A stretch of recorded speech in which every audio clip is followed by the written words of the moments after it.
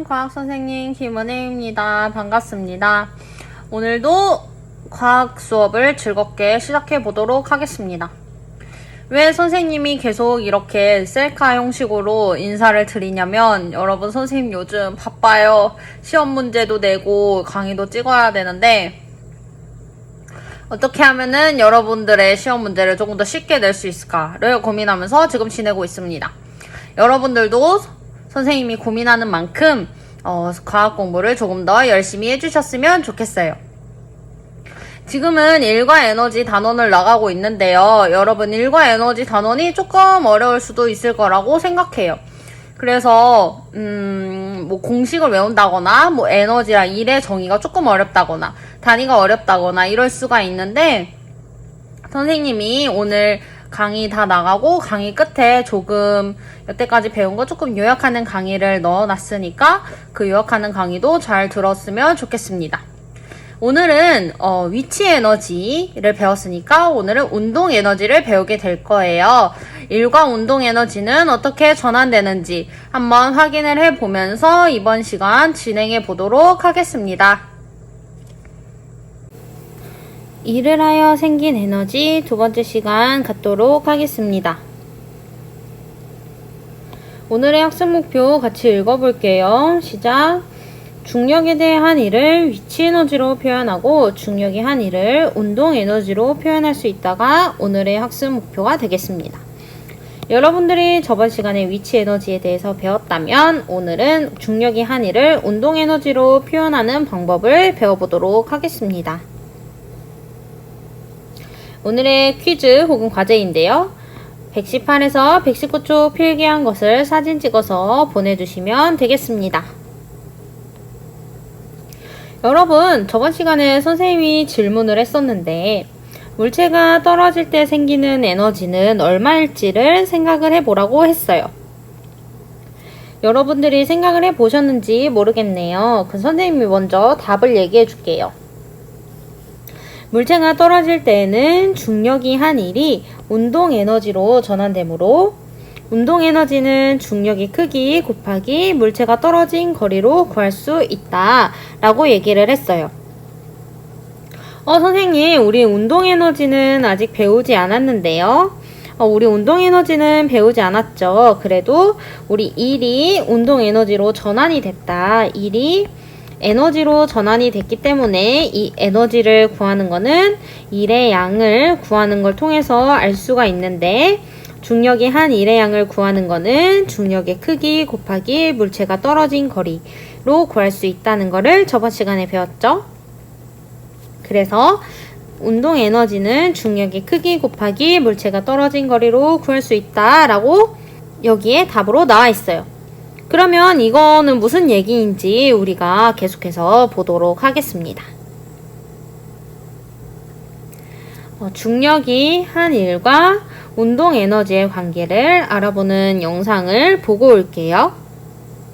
중력이 한 일과 운동 에너지의 관계를 알아보도록 하겠습니다. 물체를 높은 곳에서 가만히 놓아 물체가 자유낙하를 하면 중력이 물체에 한 일이 물체의 운동 에너지가 됩니다.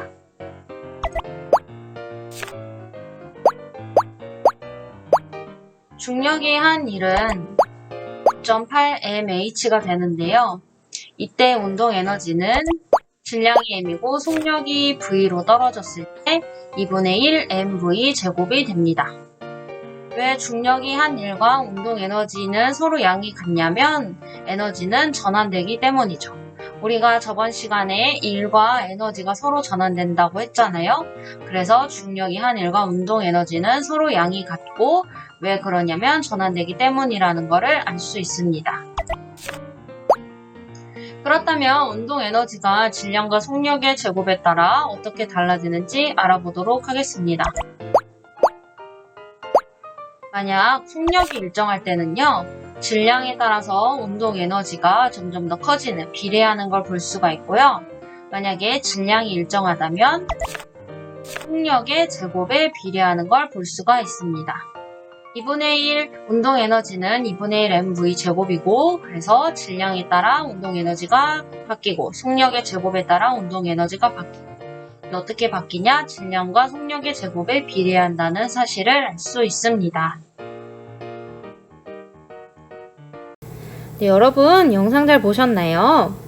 그러면 우리 같이 보도록 하겠습니다. 여기에서 운동 에너지라는 게 나오는데요. 운동 에너지란 우리 118쪽에 나와 있듯이 운동하는 물체가 가지는 에너지라고 얘기할 수 있어요. 운동하는 물체가 가지는 에너지 라고 합니다. 운동 에너지는. 근데 이 운동 에너지를 어떻게 구하냐면요. 2분의 1 곱하기 질량 곱하기 속력의 제곱으로 구한다는 거예요. 그래서 질량이 m이고, 질량이 m, 그 다음에 이걸 놓쳤을 때 속력 v로 떨어진다고 얘기를 하면 2분의 1 mv 제곱이 운동 에너지를 구하는 공식이 되겠습니다. 우리가 위치 에너지 구하는 공식을 배웠었죠. 9.8 mh. 이거는 사실 중력에 대해서 한 일의 양을 통해서 우리가 위치 에너지의 양을 구했었는데, 운동 에너지는 2분의 1 mv 제곱이고 단위는 줄로 나타내면 되겠습니다. 그러면 운동 에너지와 질량 속력의 관계를 알 수가 있죠. 우리가 저번 시간에 위치 에너지와 높이 그리고 질량과의 관계를 배웠죠. 위치 에너지와 높이도 비례관계고 위치 에너지와 질량도 비례관계인데, 우리 운동 에너지의 경우는요, 질량이 증가할수록, 만약에 속력이 일정할 때 질량이 증가할수록 운동 에너지도 증가하는 걸 볼 수가 있어요. 그래서 그래프는 질량에 비례하는 그래프가 나와 있고요. 그 다음에 만약에 질량이 일정하다면 속력의 제곱에 비례하는 거예요. 그래서 속력의 제곱이 증가할수록 운동 에너지도 증가하고, 그래서 이렇게 속력의 제곱에 비례하는 그래프가 나오게 됩니다. 정리하면 운동 에너지는 질량과 속력의 제곱에 비례한다는 걸 알 수가 있어요. 그렇다면 물체가 자유낙하를 할 때 중력이 물체의 한 일과 물체 운동 에너지를 비교해 볼 건데요. 우리가 자유낙하에 대해서 배웠죠. 높은 곳에서 물체를 가만히 놓으면 물체가 밑으로 떨어지는 걸 자유낙하라고 했죠. 공기저항이 없을 때. 공기저항이 없을 때 물체를 위에 높은 곳에서 가만히 놓으면 떨어지는 현상을 자유낙하라고 했고, 그때 중력이 물체의 한 일과 물체 운동 에너지를 비교해보는 탐구를 할 거예요. 우리가 같이 실험하면 좋겠지만 우리는 온라인 클래스로 만나기 때문에 직접 실험을 해보지 않고 실험하는 영상을 보여주도록 하겠습니다.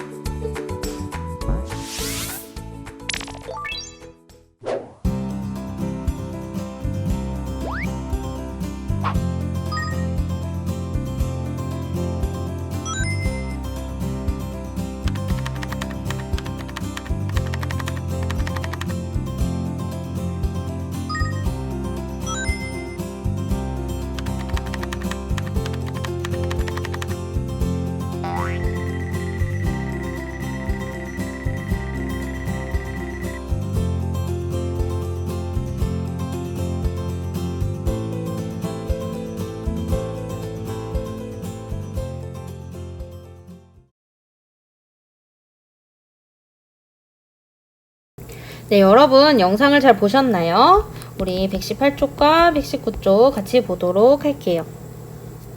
쇠구슬의 질량을 측정을 했죠. 영상에서 쇠구슬의 질량은 얼마였죠? 0.11kg으로 나와 있었어요. 여기에 지금 쇠구슬이 있는데 이 쇠구슬의 질량은 0.11kg이고 그 다음에 두 번째로는 스탠드를 사용하여 투명한 플라스틱 관을 지면에 수직으로 세웠죠. 이렇게 수직으로 세웠고 플라스틱 관 수직으로 세웠고 종이컵에 모래를 넣어서 관 아래에 놓습니다. 그 다음에 관의 아래쪽에 속력 측정기를 설치를 했어요. 이렇게 속력 측정기를 설치를 했고 그래서 또 뭘 쟀냐면 이 관의 위 끝점 O점에서 이 속력 측정기 점까지 A까지의 거리를 구했는데요. 이 거리는 50cm고 얘는 0.5m라고 얘기를 할 수 있죠. 그 다음에 속력 측정기를 켜고 이 5점에서 쇠구슬을 떨어뜨려서 속력을 측정할 건데요. 여러분 측정한 걸 봤더니 3.13m/s, 3.12m/s, 세 번째 했을 땐 3.14m/s가 나와 있어요. 그래서 평균을 구했더니 3.13m/s의 평균이 나와 있었죠.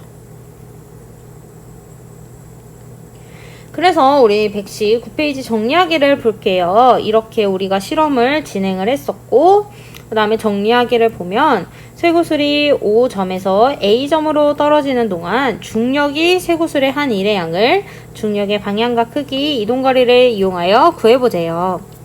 여러분 중력에 대해 한 일이 있고 중력이 쇠구슬의 한 일이 있어요. 중력에 대해서 한 일은 우리가 물체를 위로 들어 올렸을 때 일정한 속력으로 들어 올렸을 때 중력에 대해 한 일이고 중력이 한 일은 높은 곳에 있는 물체가 떨어질 때 중력이 한 일이 되겠죠?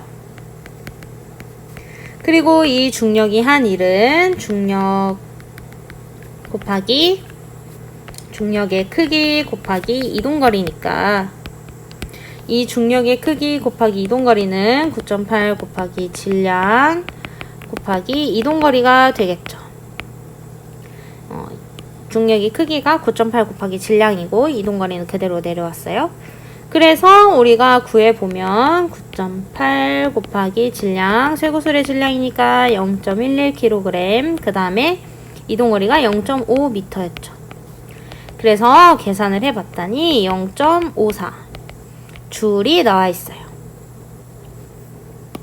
여러분 어렵지 않죠? 중력이 한 일 밑으로 떨어졌을 때 중력이 한 일, 자연학했을 때를 중력이 한 일이고 중력이 한 일을 구하는 거는 중력의 크기 곱하기 이동거리이고 중력의 크기는 9.8 곱하기 질량이고 그러니까 9.8 곱하기 질량 곱하기 이동거리 로 계산을 하면 9.8 곱하기 질량 0.11kg, 이동거리 0.5m 해서 0.54 줄이 나왔습니다. 그리고 A점에서의 쇠구슬의 운동에너지를 구해볼게요. 우리가 운동에너지 2분의 1 mv 제곱으로 구할 수 있다고 배웠죠. 그래서 2분의 1 m이니까 0.11kg 그 다음에 우리 운동에너지는 우리 속력은 평균으로 구하면 평균 속력 으로 구하면 3.13m/s의 제곱이 되겠죠. 그래서 이거를 계산을 해봤더니 0.54줄이 나오는 거예요. 그러면 볼게요. 지금 보니까 중력이 쇠구슬의 한 일의 양도 0.54줄. 그 다음에 운동 에너지도 0.54줄이래요. 그리고 일과 에너지는 전환이 된다고 얘기를 했었죠. 일 에너지는 전환이 된다. 그렇다면 주황색으로 써볼까요? 중력이 쇠구슬의 한 일과 운동 에너지의 관계를 설명을 해보라고 했으니까 중력이 쇠구슬의 한 일의 양과 운동 에너지가 같다 다르다? 같다는 거를 알 수가 있죠. 그래서 왜냐하면 중력이 쇠구슬의 한 일이 뭘로 전환이 됐다? 쇠구슬의 운동 에너지로 전환이 되어서 라고 얘기를 할 수 있습니다. 자, 다시 볼게요. 중력이 쇠구슬의 한 일의 양을 구했죠. 그래서 중력의 크기 곱하기 이동거리니까 9.8 곱하기 0.11kg 곱하기 0.5에서 0.54줄이 나왔고, 그 다음에 운동에너지를 구했을 때 여기도 직접 대입을 해서 구해보니까 2분의 1 곱하기 질량 곱하기 속력의 제곱해서 0.54줄이 나왔어요. 이 0.54줄과 0.54줄이 왜 같을까? 중력이 쇠구슬의 한 일의 양과 운동에너지가 같아요. 왜? 왜냐하면 중력이 쇠구슬의 한 일이 쇠구슬의 운동 에너지로 전환이 되었기 때문이죠. 그래서 선생님이 답을 먼저 얘기를 했었잖아요. 물체가 떨어질 때 생기는 에너지는 얼마일까? 이렇게 지금 3m가 떨어졌다고 했고 이걸 질량을 m이라고 나왔어요. 그러면 물체가 떨어질 때는 중력이 한 일이 운동 에너지로 전환이 되죠. 우리가 배웠잖아요. 중력이 한 일이 운동 에너지로 전환이 되니까 이 운동 에너지는 중력의 크기 곱하기 물체가 떨어진 거리로 구할 수가 있어요. 내가 속력을 모르더라도 얼마만큼 떨어졌냐를 3m 정도 떨어졌다. 그리고 질량을 알면 질량과 물체가 떨어진 거리를 알면 운동 에너지 구할 수가 있는 거죠.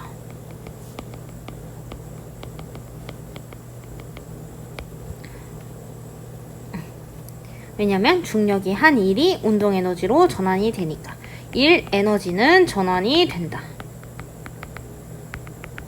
라는 것을 기억을 해주면 되겠습니다. 자, 우리 그래서 스스로 확인하기 문제를 풀어볼게요. 1번 물체의 일을 하면 물체의 뭐가 증가한다? 물체의 에너지가 증가를 합니다. 우리 에너지는 뭐였죠? 에너지의 정의는 일을 할 수 있는 능력이라고 했죠.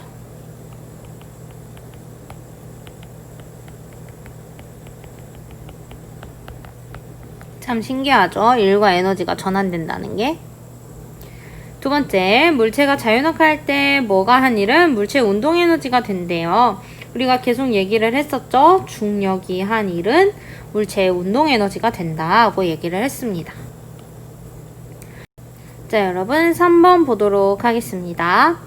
지구와 달에서 질량이 같은 물체에 같은 양의 일을 하여 물체를 들어 올렸대요. 달에서 물체가 올라간 높이는 지구에서의 몇 배인지 설명해보자 라고 했습니다.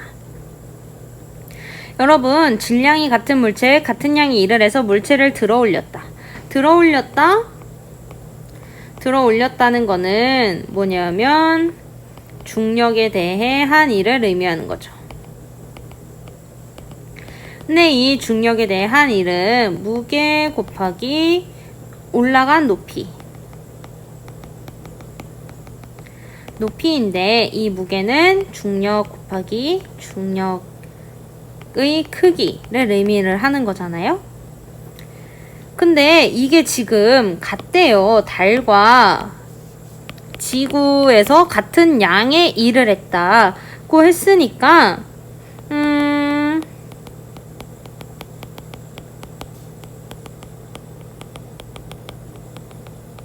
그리고 여기도 중력의 크기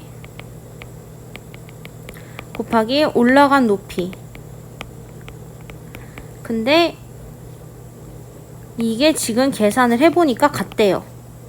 근데 우리가 알다시피 이 달의 중력의 크기는 지구의 몇 배? 6분의 1이잖아요.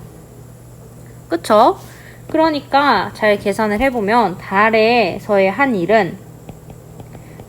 일은 지구 중력의 6분의 1 크기의 올라간 높이. B가 지금 지구에서 한 일, 지구 중력 크기 곱하기 올라간 높이니까 지구에서 얘는 달에서. 그러면 여러분 달이 지금 지구보다 6배가 더 높은 걸 알 수 있죠. 왜냐면 지금 1의 양이 같은데 지구 1의 양이 같은데 여기서 6분의 1이 지금 줄었는데 같다는 얘기는 이 올라간 높이가 더 6배만큼 높이 올라갔다는 것을 알 수가 있는 거죠. 그래서 6배입니다. 자, 그 다음에 두 번째 열쇠 풀어볼게요.